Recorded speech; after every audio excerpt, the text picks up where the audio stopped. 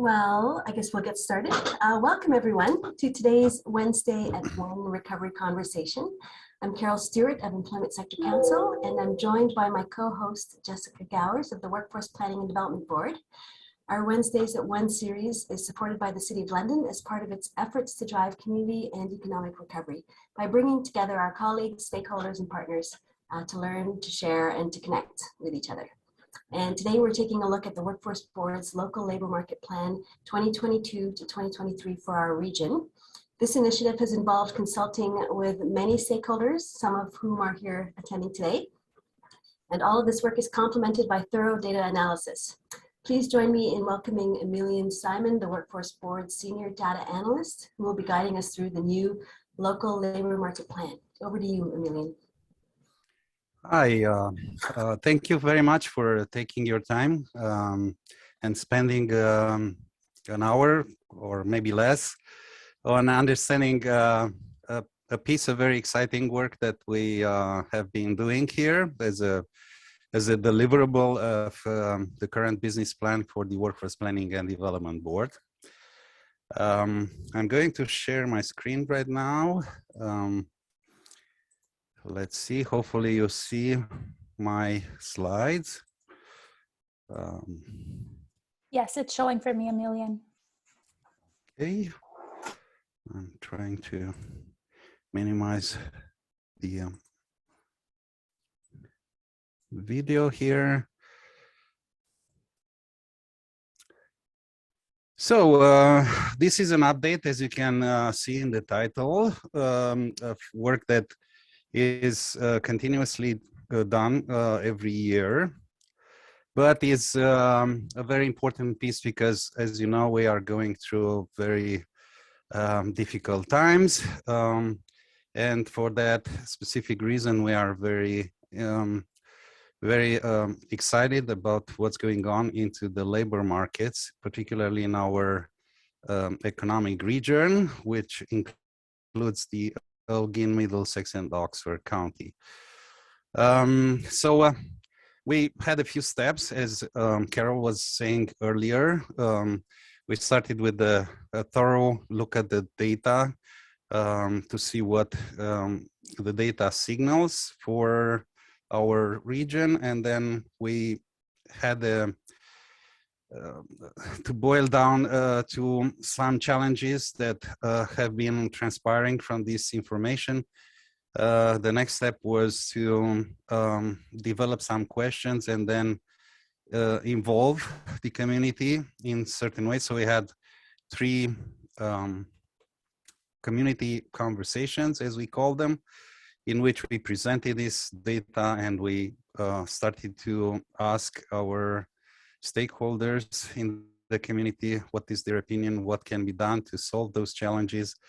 And in the end, we kind of filtered every single suggestion that we had here, and we developed, as we call them, we call it as an action plan framework, which includes a way of organizing these suggested actions, and anyone in the community can consult this action plan framework and pick up on any kind of ideas that they have, how they can transform that into an individualized or an alliance kind of project for next year. So I will start with some thoughts about the data. So you can see here trends in employment and participation.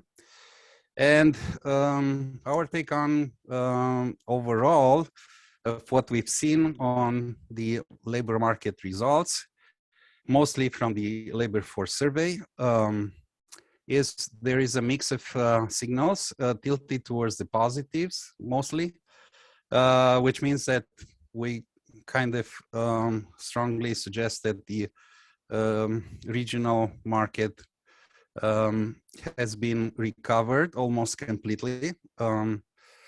And you see here a few numbers, and I can tell you why we are saying that it's a positive version of what we see in the data. You see employment, for example, a comparison with the pre-COVID reference point, which is January 2020, and you'll see the recent data on October 21st, November 21st, 2021, I'm sorry, November 2021. You can see for employment, a growth of 6.65% between the pre-COVID and November 2021. Both categories of employment, full-time employment and part-time employment, had a growth. And we are very happy to see that full-time employment had the largest increase between pre-COVID and November 2021. Participation rate, a major success in that direction here. You see a growth, a change of 4.1% between pre-COVID and November 2021. If you remember, during the years pre-COVID, 2018, 2019, 2020, there was a lot of conversation of how can we increase the participation rate in our economic region. It was stagnant to these levels of 62%, very little changes, and now we see a major change in that indicator. Also, employment rate, you see an improvement also of 2.4% between January 2020 and November 2021. Unfortunately, if we look at the same table on the unemployment, you see there also a growth in unemployment between the pre-COVID reference point and November 2021 of 68.63%. And we see also, unfortunately, an increase in the unemployment rate between pre-COVID and October 2021 or November 2021, respectively, a change of a growth of 2.3%. We can say that 6.4% unemployment rate, it's a great number.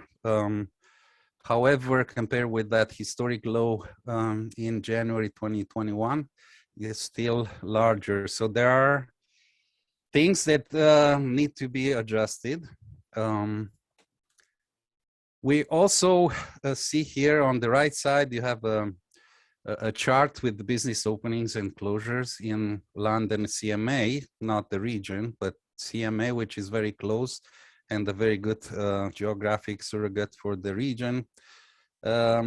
We see these tremors that have been happening in March, April, May of 2020, immediately after the rise of the COVID-19 pandemic, and then kind of a countdown as we enter 2021.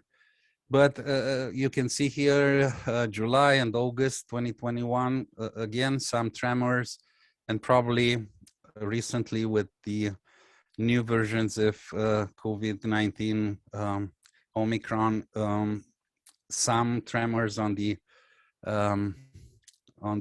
markets. Business creation balance, so it kept positive most of the time, but still very sensitive to any kind of shocks. So looking at this information, we try to distill some potential challenges that we are going to face in the future. So we can still see some economic shocks associated with COVID-19 pandemic. We know that this new mutation, Omicron, is very virulent, but we don't know what and into what it will evolve. a few months from now. So from that perspective, the uncertainty of how the economic markets will react with a new series of closures and openings, we don't know. So there is some uncertainty on that regard.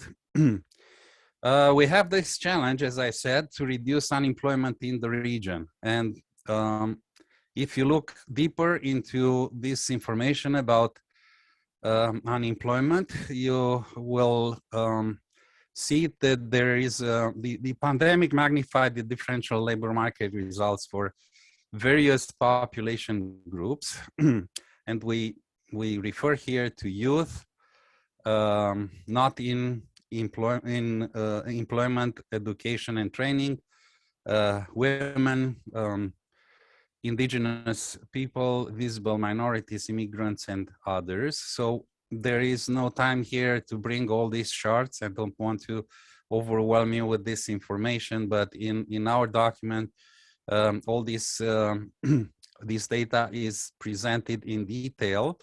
But I can tell you for sure that these groups have been experiencing larger unemployment rates than the Canadian-born population, or compare with the general population. Certain industries are not, or were not, or are not completely recovered yet. If we are thinking in the results of November 2021 from labor force survey, and we can go to the next slide to see what I'm talking about. You can see here again the same reference point, January 2020. You see here employment by industry, and you see the change. So I probably missed here to say that these numbers are in thousands. And you see here a percent change between January 2020 and October 2021 or November 2021. We see agriculture was not yet completely recovered in October, but positive signs showing in November 2021. Manufacturing maintains this deficit of about 10% between pre-COVID and the current employment information in the sector. Transportation and warehousing, again, with significant numbers below the pre-COVID levels. Professional, scientific, and technical services had some negative results in October, but moved into positive in November 2021. Information culture and recreation and other services. And as you can imagine, certain occupations within those industries have been heavily tested during the pandemic times.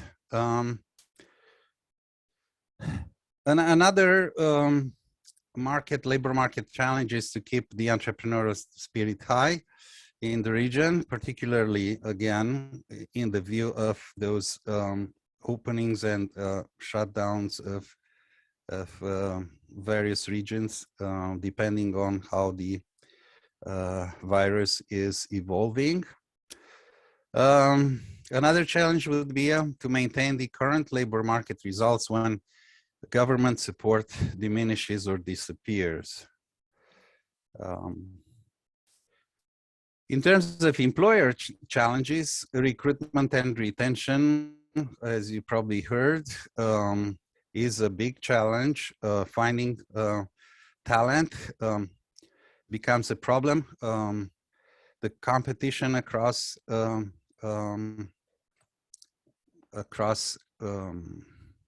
markets, it's higher and higher, particularly through the introduction of the remote work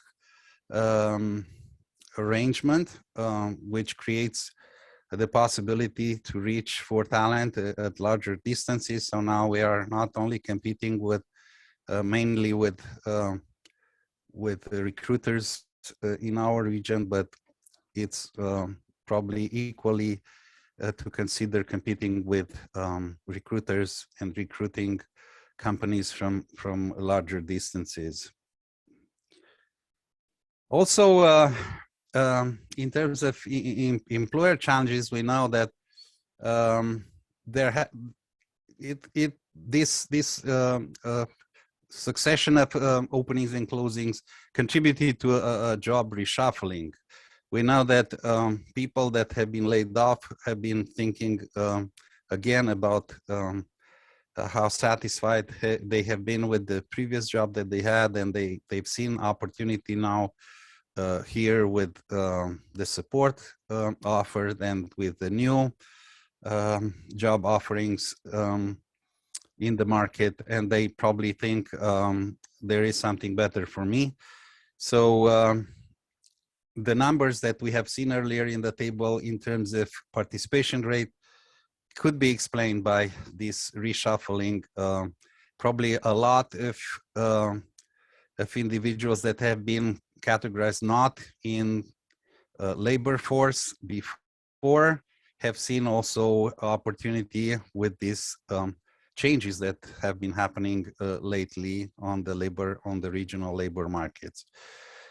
We see here a result from Employer One 2021. One in 4 employers found that the regional pool of talent is good. So again, a major challenge for employers in that regard, finding people for their job opportunities. Advertising job vacancies have become more competitive, as I was saying. The ability of reaching at larger distances for talent is here. But in the same time, the remote work arrangement could help in maintaining parts of your labor for employers to maintain parts of their labor force still engaged through this remote work arrangement. In terms of employment services challenges, we had the opportunity to look at the Employment Ontario Employment Services reports, annual reports, and compare what was happening with the results in our region. And you'll see here a few results that are troubling. Faster enrollment decline for the 45 to 65 years old and minority groups, and faster enrollment decline of women into apprenticeship programs. The only successful program in terms of enrollments, it's a second career program, and we know that this program has suffered an upgrading, and there are still phases for this upgrading that are happening currently and will go into the near future. So just to summarize here, there are several conversations that we use in these community conversations based on, again, the information that we had available, and I let you know what kind of data we looked for. Labor force survey, we looked into the Canadian business counts and to the openings and closings of businesses in the region, and then we look at the EO data, Employer One survey. So all of those, all of this information has been assessed, and then we again drew some challenges that are there, and then we created these conversation topics: fostering inclusive and equitable labor market opportunities. We also mentioned what happens or what kind of regional resources are available to replace federal and provincial financial assistance, when this will, the later ones will diminish or disappear completely. How can we grow small business opportunities and self-employment opportunities? What are the regional options for increasing the quality of talent? Remote work, training and professional development and recruitment retention issues, and apprenticeship program enrollments. So these were the topics for, as I said at the beginning, 3 community conversations that we organized, one for each county under the London Economic Region geography. You see here, and you probably have been involved participating in one of those. Again, many thanks for again being willing to share with us your thoughts about what is happening in our regional market. And again, we captured all these ideas of what kind of actions are needed in order to approach these challenges that we drew earlier. And we reorganize, reformulate them in a certain way to look as an action. And I will go now and again, read them to you.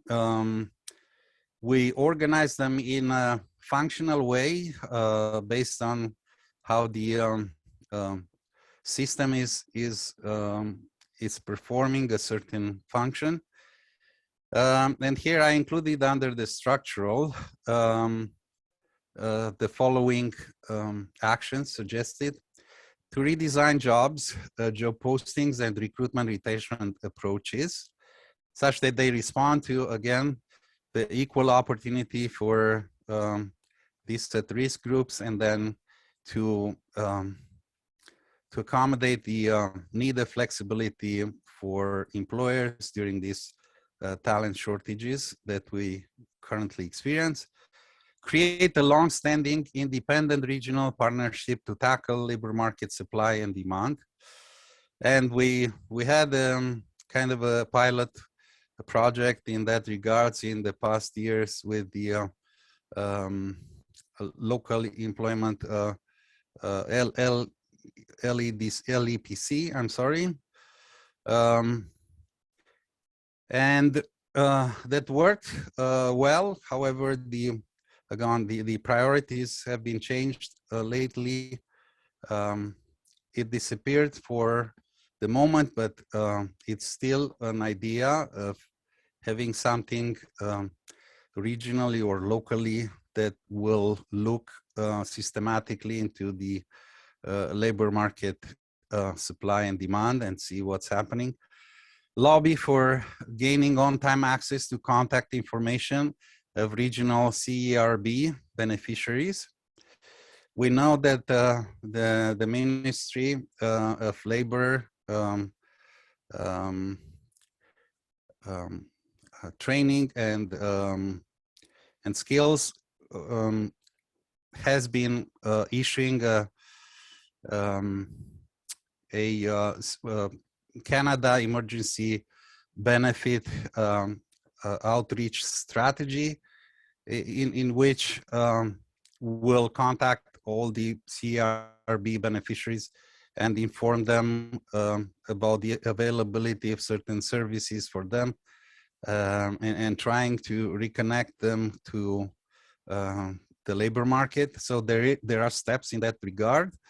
However, we listed this here because it was suggested before this order has been released.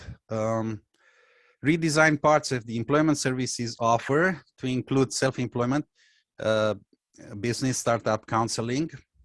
Lobby for government funding to reconnect apprentices with former employers and mentors. Continue educating, mentoring, and funding first-time entrepreneurs. Consider introducing multi-language services. Are you still with me? Yes. Okay. I'm gonna say, yep. Sorry, this is a very long expose here with a lot of information, so I don't want to lose you as I go through. But there are very exciting and interesting suggestions that have been collected here from, again, our stakeholders. I'll go to this training for in-demand skills and occupations group of suggestions, and you can see here develop educational and professional development programs responding to the current regional occupational demand.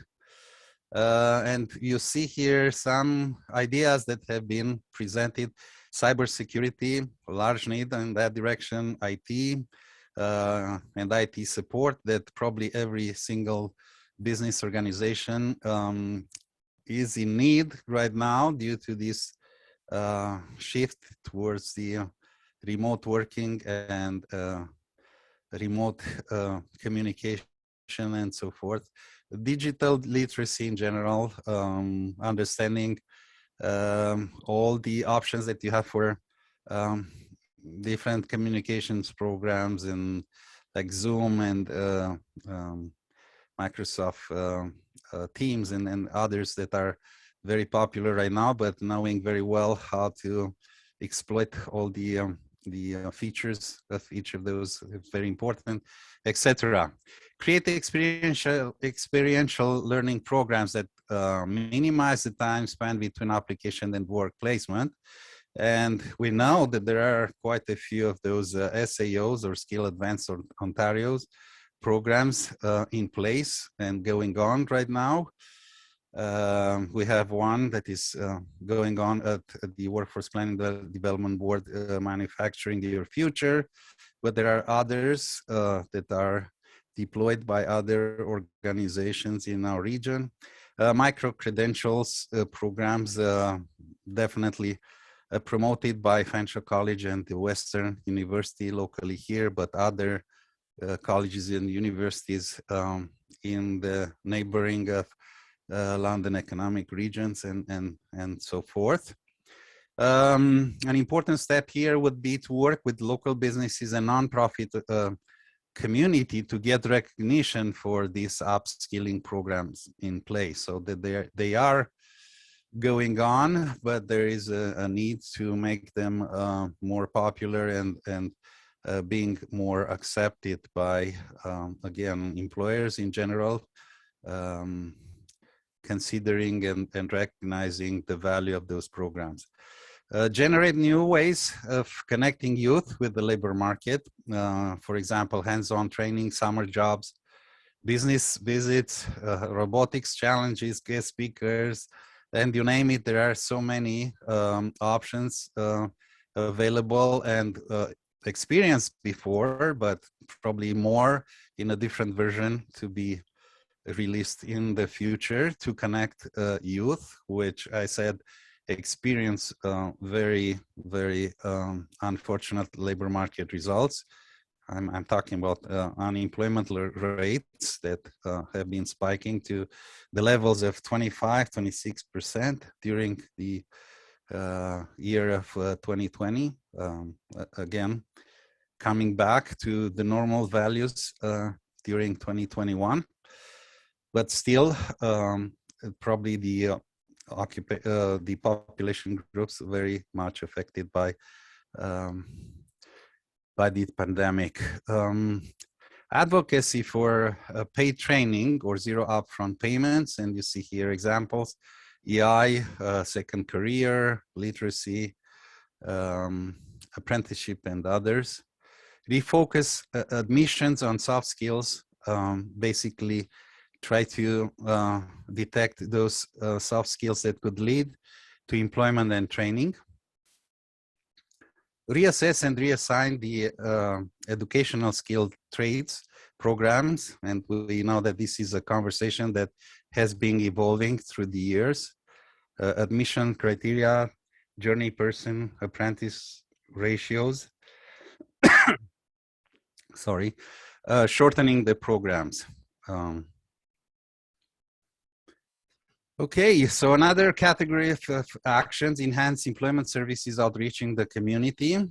So there is a need for surveying the regional talent needs, barriers for various populations groups, and serve clients' outcomes. Intensify labor market information sharing to connect all equity groups to regional opportunities. And you can see here lots of communication channels that could be used in this endeavor. Create opinion groups among employers vouching for the programs and supports offered by the EO employment service agencies. Create regional virtual spaces where regional employers can post jobs. Promote local products and businesses and celebrate local success and broadcast it regionally. Emphasize the advantages of having local suppliers and inform about local in general. Promote ideas of services and businesses needed in the region for those contemplating going to self-employment or starting a business, respectively. An example here is a fresher report or research that reveals such opportunities locally, particularly in food manufacturing and food retailing. Develop and launch a regional marketing campaign to inform about available low-cost training and professional development options. Provide universal access to training. Develop and execute a marketing campaign that reinforces the positives of careers in trade and the health and safety measures for trades workers. So interesting how many suggestions were to centralize information, to have just one stop point where people can access different categories of labor market information.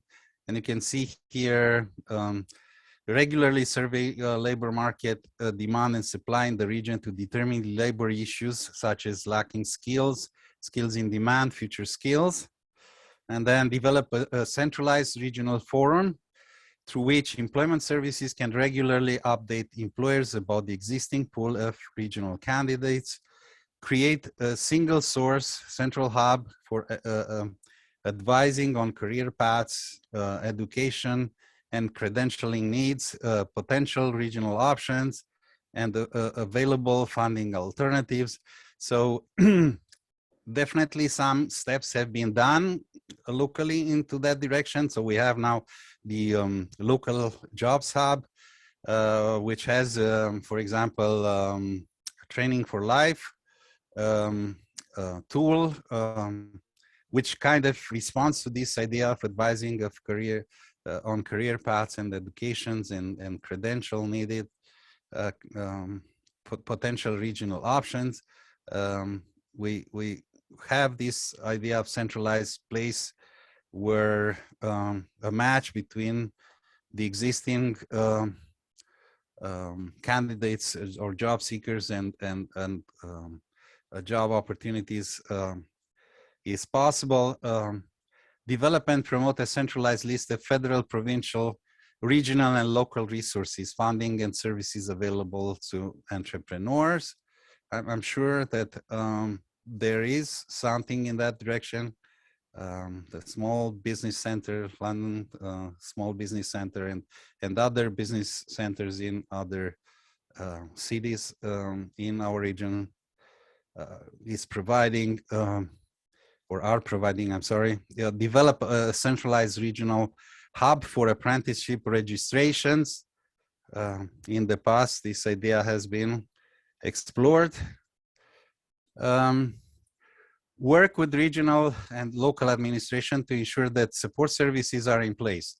Lobby for affordable transportation, childcare, healthcare, life insurance, disability insurance, critical illness insurance, and etc.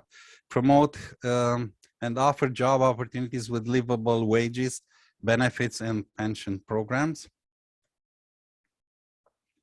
In terms of supporting small and medium enterprises and employment, we have to lobby to continue and or expand the Canada emergency wage subsidy to support small business enterprises in the region. I know that October was a kind of a deadline for this type of support, but there were voices trying to expand this. I'm not sure at this point if that was successful, but petitioning for increased business support funding is important to support the small businesses that have been hit heavily by the pandemic. We know certain industries, tourism and accommodation and food services and others, retailing, have been heavily hit by the pandemic. And these kinds of supports are very important for them. Advocacy for employment solutions recognition. When an EO agency's consultant successfully transitions a job seeker into self-employed individual. So there is here a fine line between, the small business centers services and the employment agency services provided.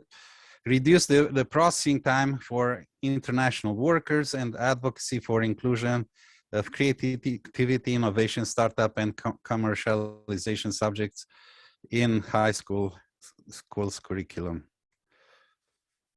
Business networking programs, organize new and revive old business networking activities. We all are missing the business after 5 meetings, and locally here in London, but in other again cities the same. Develop a long-standing regional list of business startup mentors. Develop a one-stop information center site or source where all the help and government support can be viewed and accessed by business owners and entrepreneurs in the region. Expand internet connectivity to rural areas in the region. And we know that already have been done some steps in that regard, and Oxford and Middlesex had received some federal funding into providing connectivity of about 480 or somewhere between 400 and 500 houses in each county have been planned to receive this connectivity through these programs. Understanding better remote work, optimize offers for this work arrangement around the professional and individual benefits and costs. Example, analytic work on job design and postings, skills needed, activities, fitting virtual work, and so forth. So we know very little at this time about this work alternative and what it encounters and we need to do for it. Work around the or remove barriers associated with remote working. Recruitment retention solutions, work with employers, industry groups, professional associations in the region to reassess and reprioritize hiring criteria. For example, experience, particularly during a talent shortage period, as we experience now. Campaign more intensely the benefits of partnering with the employment service agencies for recruiting talent. Numerous services are free of charge. Work with the employers, job developers, professional associations, and industry groups on redesigning jobs and postings. Example, emphasizing the payout and the benefits. Survey and study people's relocation during and post COVID-19 pandemic. So this would be a long list of actions that have been suggested again during those conversations. We are currently having a draft of of the document. We are reviewing it, and we are hoping that in January we will have a final document ready to be again sent for translation and then released. So the public release of the plan would be February 2022. We plan for a webinar discussing the document again, February 14, February 18 week, during that week. And we definitely are going to ask our community partners for feedback on this work, probably at the end of February 2022. So thank you very much for listening to this this work, and I'm now open to respond to any questions that you would have.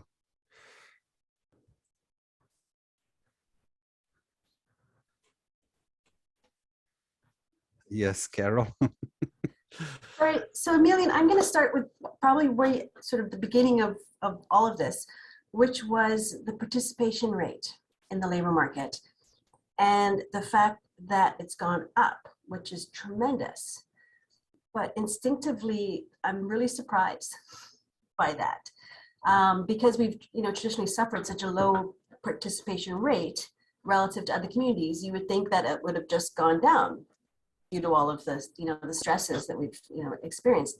So what's your feeling about why that participation rate went up during this really difficult period when it feels like for years we've been trying to figure out how to increase it? So my take on this is there were a few things that I mentioned already. The first one was a few people that have been suffering layoffs during this period of time. They have been rethinking of what kind of jobs they are going to approach in the future to be more satisfied about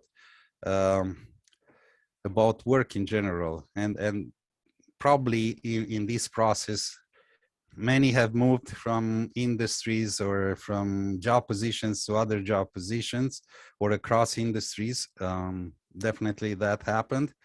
That doesn't necessarily explain the increase in the participation rate, but we have to think of who was not in the labor force before the pandemic and after the pandemic. And my thought is that many who didn't see an opportunity before the pandemic, because this major tremor that has been happening in the local labor market has created this demand for workers or for job seekers.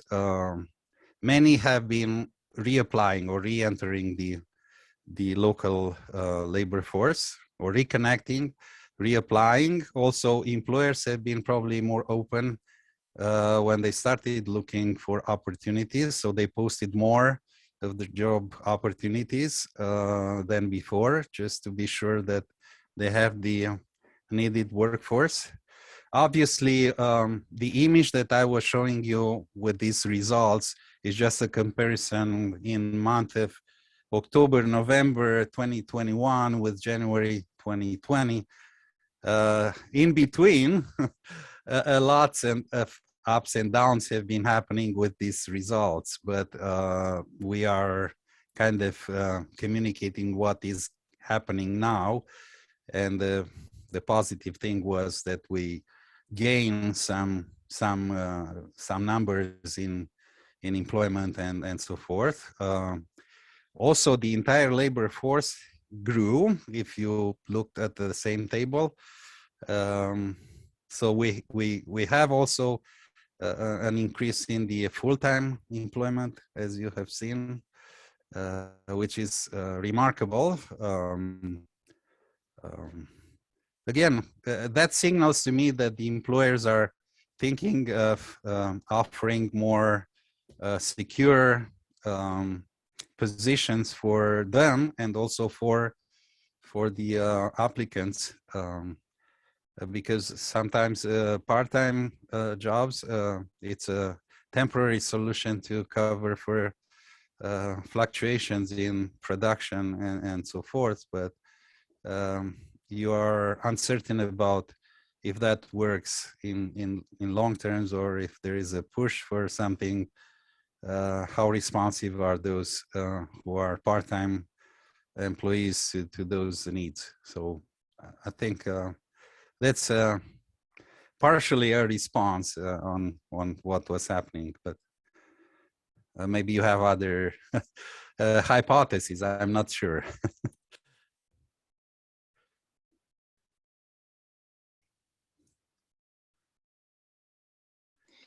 I think from my point of view in the not-for-profit sector and working with people with disabilities and barriers, I'm finding a lot of people asking a lot of questions and approaching, they think they're ready to work, but they're more spurred on by the number of job postings that they're seeing recently. And I think, and they're spurred on by other people telling them that there's lots of jobs out there. Whether or not they have insight into what their qualifications for those jobs is another matter, but that starts a lot of conversations on the phone that I have with people that are just Googling employment supports or employment agencies, and not realizing, one, we're not a temp agency, but two, just saying, well, there's a lot of jobs out there. And I'll get calls that'll say, well, they'll call me on a Monday and say, well, I need a job by next Friday. And they'll say, there's lots of jobs out there. And so then I have to clarify that, yes, there are lots of jobs out there, but let's have a conversation about you and how you might fit into this, to this labor force. So I think some people are just seeing a lot of communication about jobs, and that may be increasing the participation, but they may not be staying as participants once they realize that it's not the right path for them. I think you're right in what you feel about what's going on. We said that unemployment is still high, 68% higher than pre-COVID. We achieved a lot in certain industries, as we have seen, but there's still a lot to be done in. You said you've seen manufacturing, and then we've seen transportation and warehousing. We think here about the accommodation food services, because we know from our daily life how restaurants have been doing lately with these openings and closings, but apparently the sector is still okay. Information culture, again, another sector with problems locally or regionally. I think also the remote work also open a lot of opportunities for people with disabilities, because certain types of accommodations that have not been available before, now maybe with this new work arrangement, these are cleared out, and then the person can work remotely from home. That's another factor that may be contributed to the idea of increased participation. As I said, many that have been not in the labor force before, maybe now due to this new opportunity have been found a job that suits them and suits their situation, and then that helped them to reconnect with the labor market. That's my thought. Also, there has been a lot of funding and support, which helped many or encouraged many to stay connected. We don't know if those results will persist in the future, if those supports will disappear or will not be available. So that's another challenge that I listed in our conversation.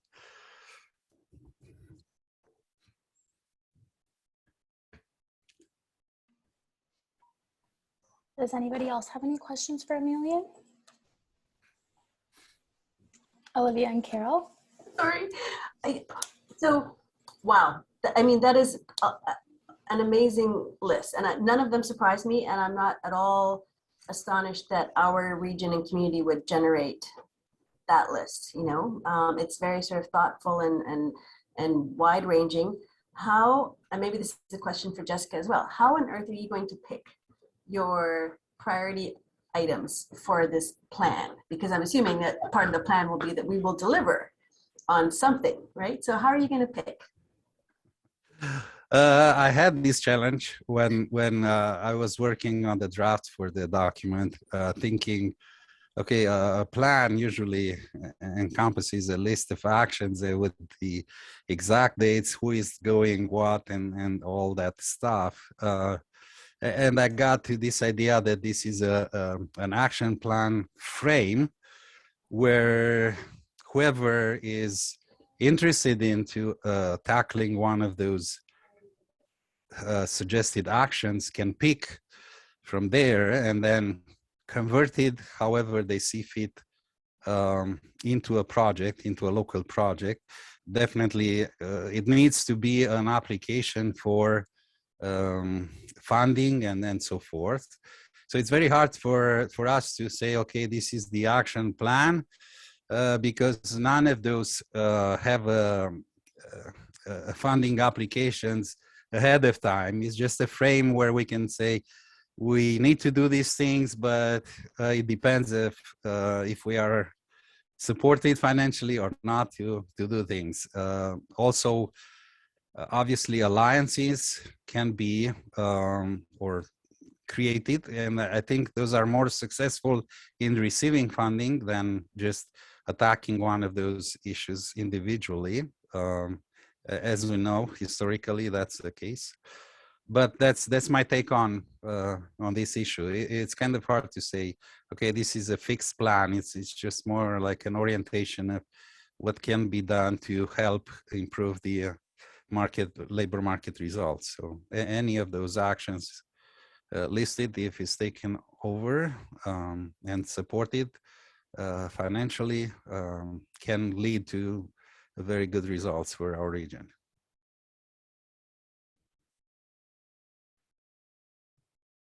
And Olivia, did you have a question too?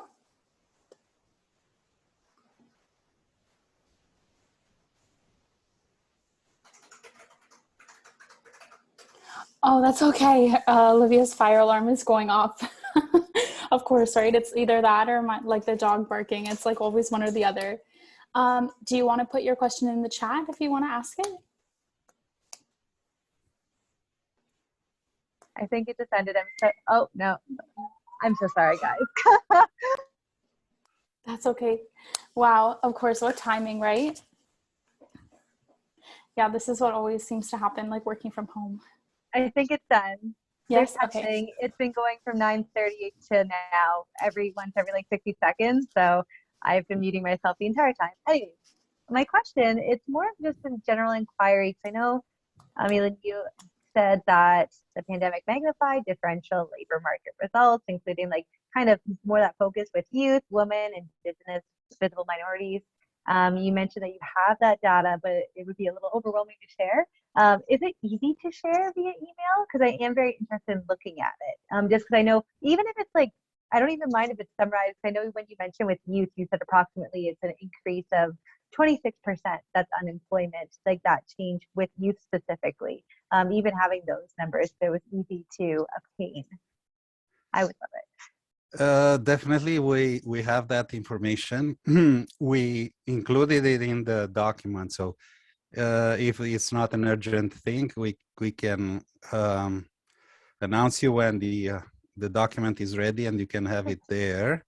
If it's an urgent and you need it for some purposes, like again, program applications and so forth, we definitely can share it right now.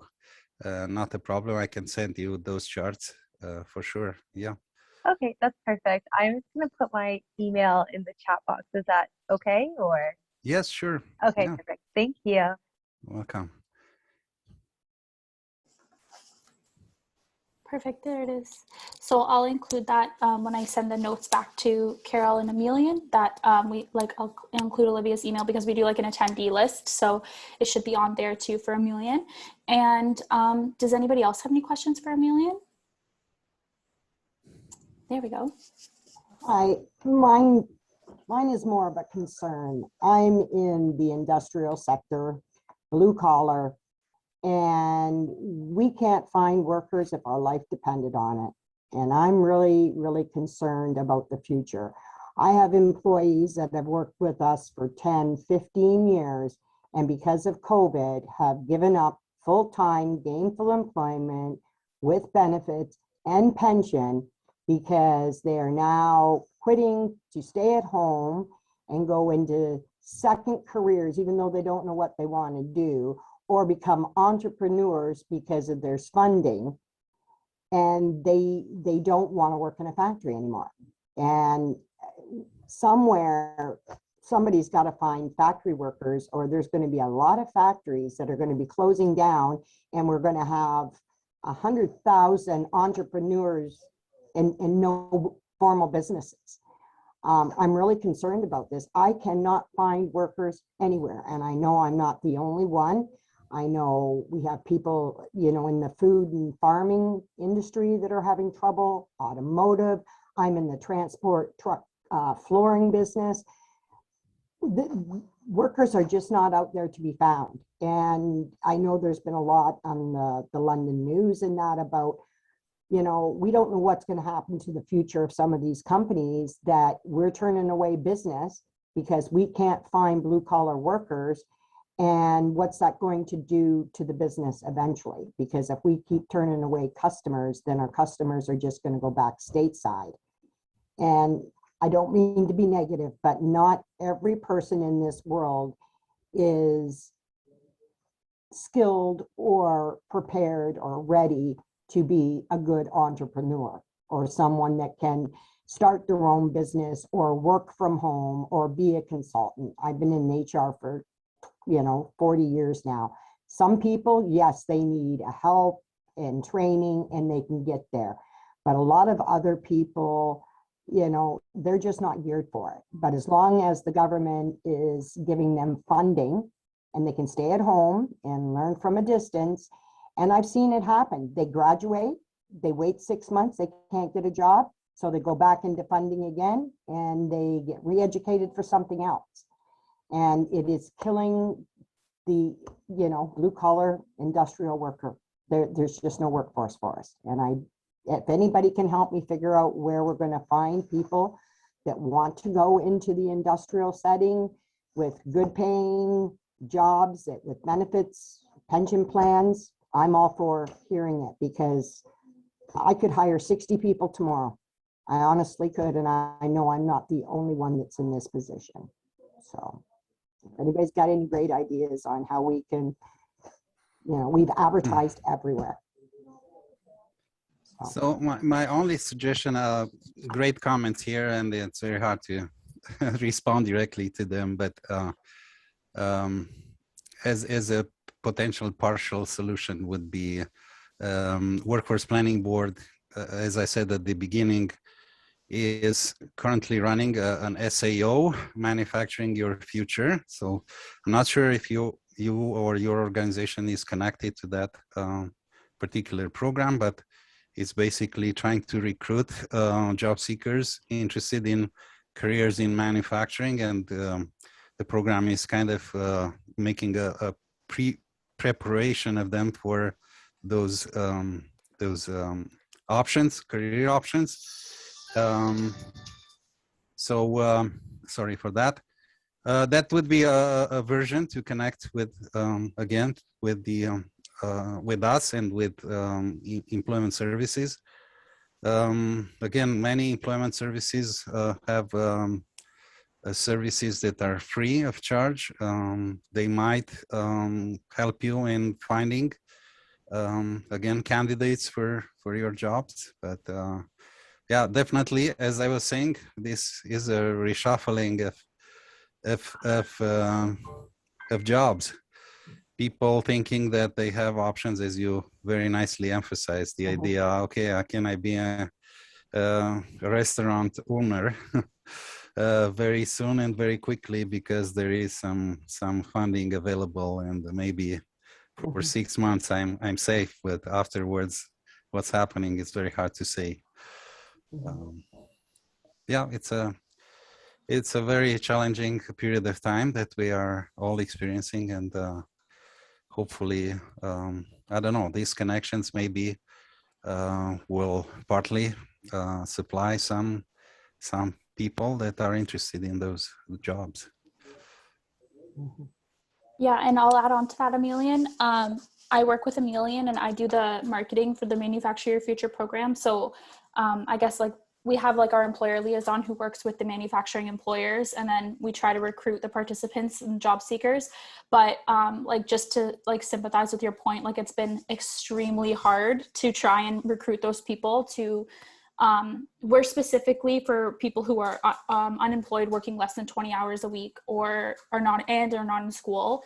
So like a very like unique type of person. So I will just say too that I sympathize with you that it's really hard. It's been really difficult for us to try and get people into the program to start their career in manufacturing. We do, like Emilian said, like we do partner with employers to try and get them to have the staff that they need, but we work with a lot of companies just like yours. Like we were working kind of with Toyota, and they were saying the same thing, like we could take on 60 people right now. We need like that many people constantly. And like even for us, which is like just like you, like our sole purpose is to try and recruit people to work in manufacturing. Like it is very difficult to do that. So I sympathize with you, and also I will maybe let you know to talk to one of our employer liaisons about the program. Maybe if we get a couple people in, like we can try and like funnel them towards you. So I'll connect with you about that. Okay, thank you. And if I can just add, Denise, I know there's a few employment service staff on the call. And so perhaps we might sort of touch base via email, you know, hopefully ideally before the break, but perhaps later this week, just to touch in and see, you know, sort of what you've been trying, and, you know, is there anything that we can add to support your efforts? Thank you.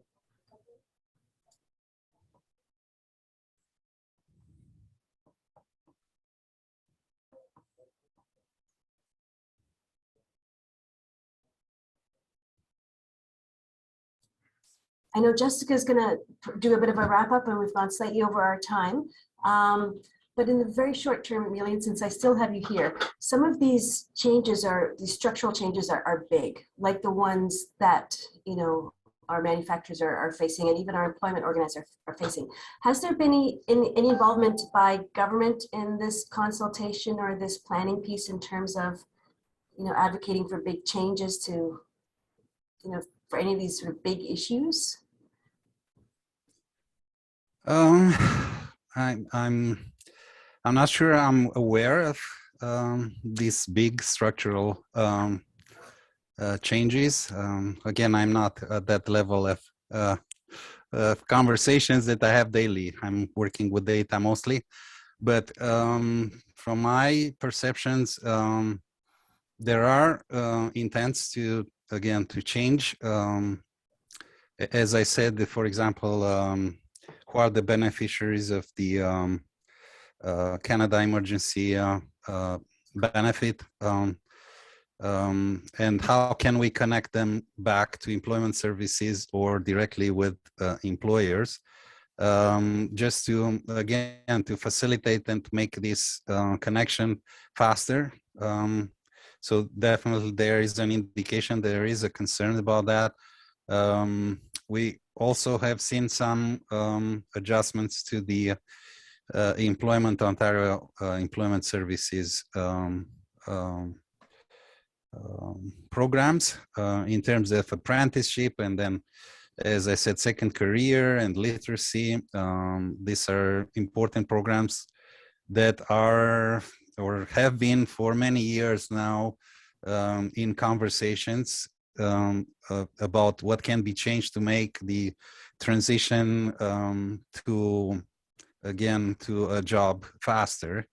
Particularly, I'm thinking apprenticeship that is a very long program, and many have to endure many hurdles in getting from applying to the program and having a certificate of apprenticeship. So it's a very long program. So there are conversations. Definitely there are institutions that are in charge with applying those structural changes. So they will probably definitely apply any kind of changes. Our role is to, again, to voice out and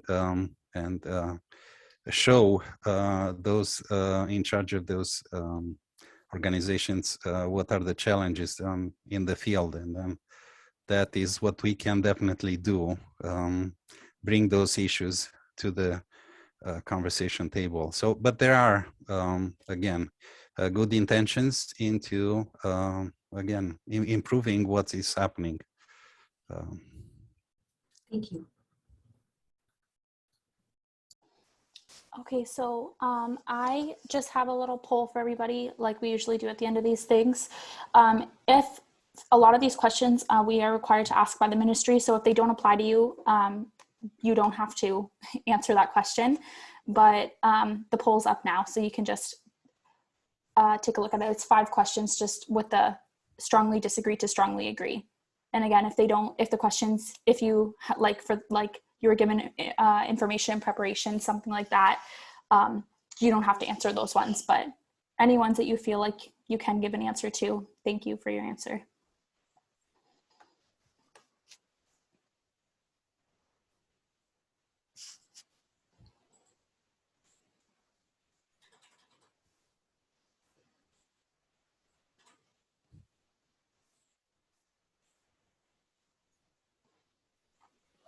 Okay, so we are getting some answers in. Thanks so much for that.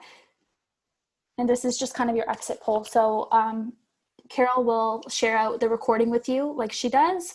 And I'm sure there'll be a lot more Wednesdays at ones in the new year. So when you finish the poll or whenever you're feeling comfortable to leave the meeting, you can go ahead and do so. We have all of the, this is the whole presentation. Thank you. Thanks so much. Thanks for Happy your answers. holidays. You too. Thank you. Thank you very much.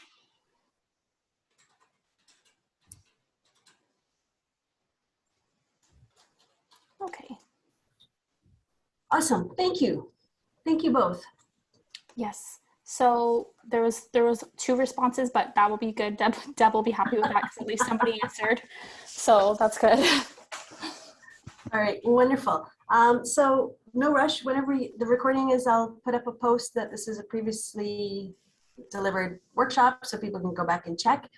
And Jessica, I'm hoping that maybe tomorrow or Friday, how much of a break do you guys get? We get a pretty good break, but I'm off from the 24th until January 3rd. Okay. So maybe tomorrow by Friday, we could touch base very quickly and I can remind myself what we may have lined up for the new year in terms of the series.